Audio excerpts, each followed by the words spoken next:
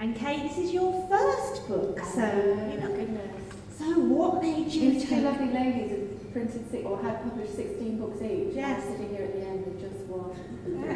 Billy No Mates on the end. But what made you do it? What made you take the plunge? I was approached because I've been in journalism longer than God, and I was approached 2 years ago to write my autobiography. And I thought, well, that's not a good idea because I know where all the bodies are buried and I still need to earn a living, so perhaps now is not quite the time to write my autobiography. And I also thought that nobody would be actually interested in my life, so I thought what I'll do is I'll stretch it into fiction. And all three women in my novel are based on me. If I turn a different corner and then stretch into fiction. And I remember my editor, because you have this, when you start to write a novel, you have this lovely person, generally a woman, but sometimes a man, who is allotted to you and says, that's rubbish, that's rubbish, that's rubbish. But they also give you absolute pearls of wisdom. And she said to me, what you need to do is rather than trying to develop these characters in your head to start with your first novel, it's always based on reality. And it's true.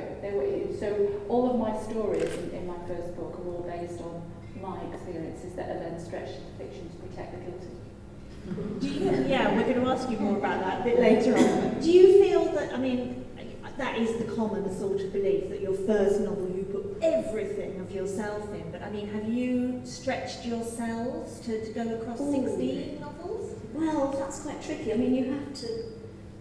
My usual starting point for a book is something that's made me cross, ridiculously, as it seems, you know. And there was one book where it was the school gate attitude, because my daughters went to a private school right next to council estate, and the attitude of some of the parents to the estate I found so offensive. You know, the bicycle went missing, must be kids off the estate. And I thought, why? The only difference between them and you is luck.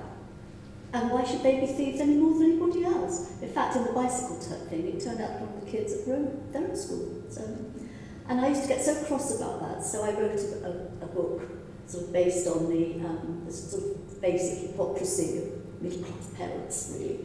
But that wasn't really so much me. The first one, of course, had got quite a lot in. But the one that really made me cross was when you Google an old boyfriend in an idle moment, which you should never do. Never look for the old boyfriend. And of course I found references, found someone else who knew him. We found out where he lived, which is not stalking, honestly. It's really not stalking. I was not behind his bins in a hoodie, you know, that kind of stuff. And I wrote to him just a letter, and he didn't write back. So stupidly I didn't leave it. I kind of wrote a little note saying, did you not get that? And he wrote such a vile letter back. And I thought, hang on, you know, it was 37 years, are you not over it yet? Anyway, it made me cross. So I thought, right, in the book it goes. And that was Laying the Ghost. I called it that because I thought it was good. But my favourite thing was that there were posters on every single station all over the country. And it said, have you ever wondered what your ex is up to? And I thought, I hope you see that.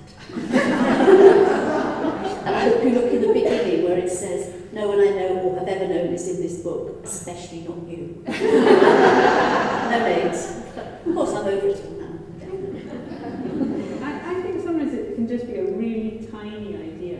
You know, it's like just a nugget. I mean, the book that I've got out at the moment, The Jewels of Manhattan, it was a little sort of script that my daughter and her friends had written in primary one.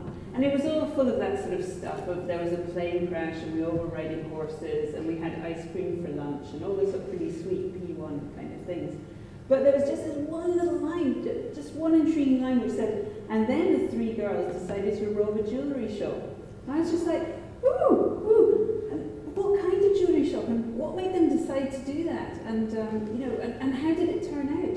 And what's it like when you do a mad thing like that? So I think sometimes just a tiny nugget can sort of get you started.